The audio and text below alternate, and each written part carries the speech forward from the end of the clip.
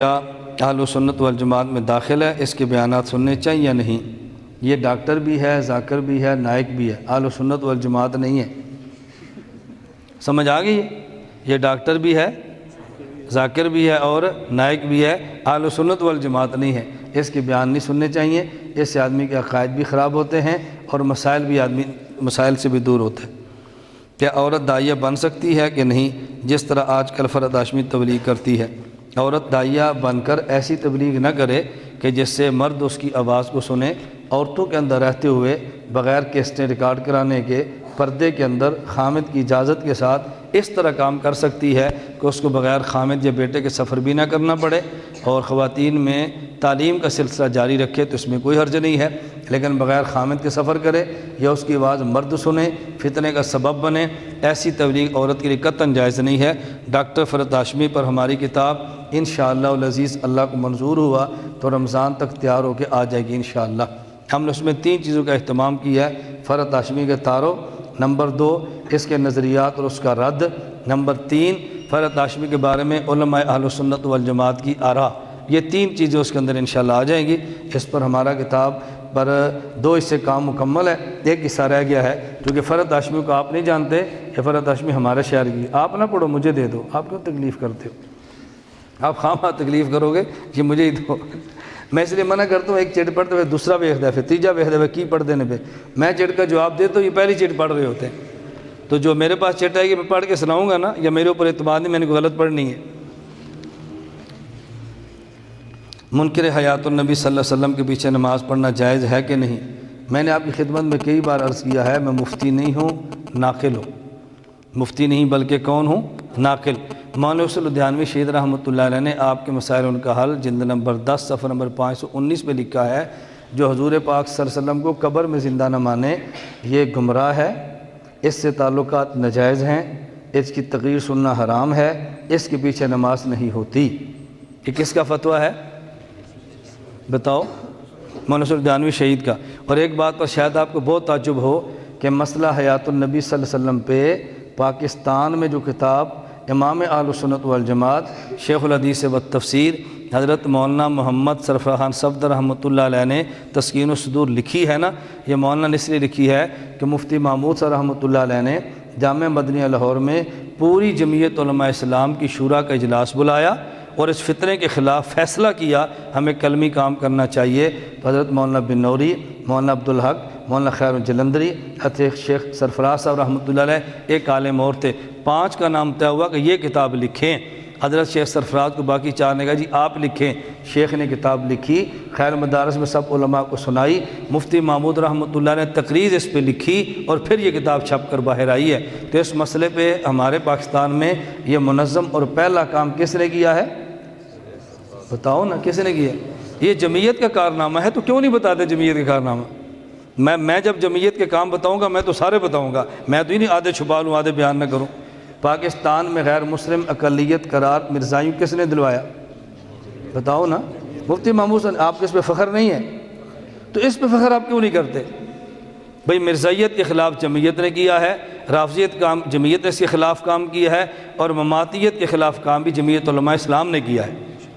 جمعیت ہماری ماں کا درجہ رکھتی ہے، ہم بیٹے ہیں، تو جو کام جمعیت نے کیا ہمیں کرنا چاہیے کہ نہیں؟ یہ جمعیت نے کتاب لکھوائی ہے، مفتی محمود رحمۃ اللہ علیہ نے لکھوائی ہے، میرے اوپر آپ ناراض نہ ہوا کریں، بس میرا جرم اتنا ہے کہ جو کچھ اکابر نے لکھا ہے میں نے اس کو بیان کر دیا ہے۔ اگر کبھی یہ نماز پڑھنے کی نوبت آ جائے تو اپنی نماز کو لوٹائیں، اپنی نماز خراب نہ کریں۔ غیر مقلد اور شوافے کے رفع الیدین میں کیا فرق ہے؟ غیر مقلد اناڑی ہیں اور شوافے میں کھلاڑی کے لفظ تو اچھا نہیں لگتا، مجتہد ہے۔ مجتہد کا مسئلہ اور ہوتا ہے اور غیر مجتہد کا مسئلہ اور ہوتا ہے۔ مجھ سے خطا ہو جائے تو بھی جنت ہے، اور غیر مجتہد سے ثواب ہو جائے تو بھی جہنم ہے۔ یہ میرے فتویٰ نہیں ہے، رسول اللہ صلی اللہ علیہ وسلم کا ارشاد ہے۔ آپ علماء نے جب تفسیر پڑھتے ہیں نا تو مبادیات میں ایک حدیث پڑھتے ہیں، من قال فی القرآن برأیہ فقد اخطأ وان اصاب، یاد ہے کہ نہیں؟ جو بندہ قرآن کریم کی تفسیر کا حل نہ ہو اور پھر تفسیر کرے اور ٹھیک کرے، اس نے غلط کیا کہ ٹھیک کیا؟ غلط کیا۔ امام شافعی رحمۃ اللہ مجتہد ہیں، ان کا رفع الیدین خطا ہونا تو بھی جنت والا ہے، اور غیر مقلد رفع یہ مجتہد نہیں ہے، اگر اس کا ٹھیک ہو تو بھی جہنم والا ہے۔ تو جہنمی رفع الیدین اور ہوتا ہے، جنتی رفع الیدین اور ہوتا ہے، دونوں میں فرق سمجھ گئے ہیں؟ میں مثال دوں گا تو پھر آپ کو شاید جلدی سمجھ آئے۔ آپ کے پیٹ میں درد ہے اور آپ باہر گئے ہیں اور اس ڈسپینسر سے دوائی لی ہے کہ جو عطائی ہے، جس کے پاس سند نہیں ہے، اتھارٹی نہیں ہے، اور آپ کا پیٹ درد ٹھیک ہو گیا، اور بات سمجھ آ رہی ہے، پیٹ درد ٹھیک ہو گیا اور سر میں درد ہے، MBBS ڈاکٹر سے دوائی لی ہے اور درد بڑھ گیا ہے، محکمہ ہیلتھ کو پتہ چلا MBBS ڈاکٹر نے دوا دی تو اس کے سر کا درد بڑھ گیا ہے، اور عطائی ڈاکٹر نے دوائی دی تو پیٹ کا درد ٹھیک ہو گیا ہے، بتاؤ پرچہ کس کے خلاف ہوگا؟ جی عطائی کے خلاف یا MBBS کے خلاف؟ کیوں؟ MBBS نے دوائی دی تو پیٹ کا درد تو ٹھیک ہو گیا، پھر اس کے خلاف پرچہ کیوں ہے؟ کیوں؟ اس لیے کہ یہ اناڑی تھا اور اس کے پاس سند نہیں تھی، اتھارٹی نہیں تھی، اور اس کے پاس اتھارٹی تھی نا، صرف درد بڑا ہے تب بھی وہ ڈاکٹر رہتا، تنخواہ اس کو پھر بھی ملتی ہے۔ امام شافعی کی مثال MBBS ڈاکٹر کی ہے اور ان کی مثال عطائی کی ہے، ان کا ٹھیک ہو تو بھی غلط، اس کا غلط ہو تو بھی ٹھیک، اس لیے مکہ والوں کا رفع الیدین ٹھیک ہے، ان کا غلط ہے۔ بعض مخالفین آپ کو ایجنسی کی بتا کر لوگوں کو گمراہ کر رہے ہیں، برائے مہربانی وضاحت فرمائیں۔ جو بندہ کہنا ایجنسی کا ہے اس سے پوچھا کرو بھی مولانا گمن صاحب ایجنسی کے ہم مان لیتے ہیں، یہ بتائیں ان کے ایجنسی پر ہونے کی دلیل کیا ہے؟ یہ تو پوچھ سکتے ہیں نا، اتنی بات پوچھ لیں، جب کوئی دلیل دے تو مجھے بھی بتا دیں۔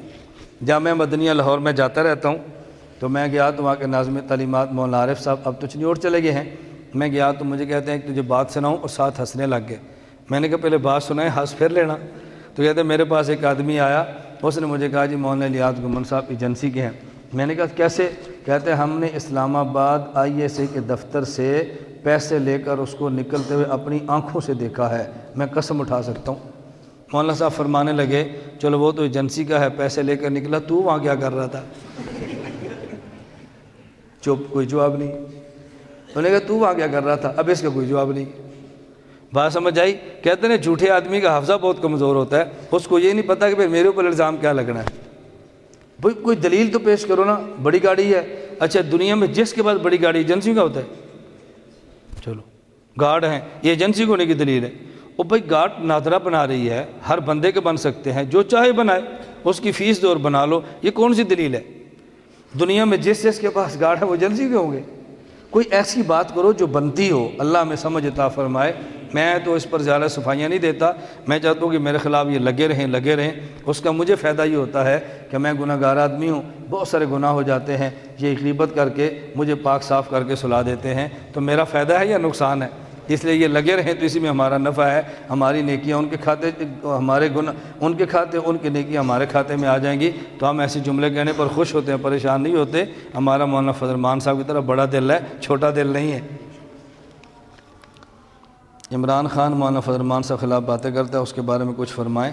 عمران خان یہودیت کا ایجنٹ ہے، اگر مولانا کے خلاف بات کرے تو آپ کو خوش ہونا چاہیے، اگر مولانا کی تائید کرے تو آپ کو پریشان ہونا چاہیے کہ مولانا فضل الرحمان صاحب ٹھیک ہے غلط ہے، یہ بھی تعریف کر رہا ہے۔